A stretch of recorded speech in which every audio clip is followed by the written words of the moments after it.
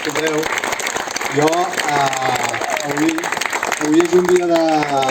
avui és un dia de moltes emocions. A mi em feia molt de goig ser avui aquí, però jo dubto que hagi anat a un acte que relligui tantes coses, tants valors, tantes emocions i tantes actituds en tan poc espai de temps, perquè crec que el que fem avui aquí ho relliga tot.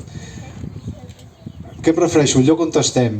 El lloc on estem jo crec que és un dels emblemes físics, materials, però que demostren l'absoluta grandesa d'aquelles persones que davant de l'adversitat, en comptes d'ajupir el cap, en comptes de mirar cap a un altre cantó, doncs se la juguen i troben el goig i la felicitat a defensar la dignitat d'altres persones. I aquest és un dels edificis, jo crec, més emblemàtics.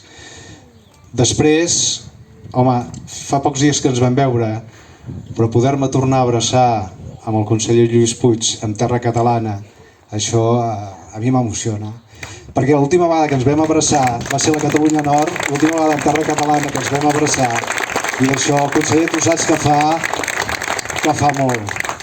Després hi ha el senador, que nosaltres des de la presó, des de la cel·la, cada vegada que hi havia un posicionament judicial o polític important en relació al que passava aquí, dels Pirineus en enllà, era el dia esperat, perquè era el dia de la victòria.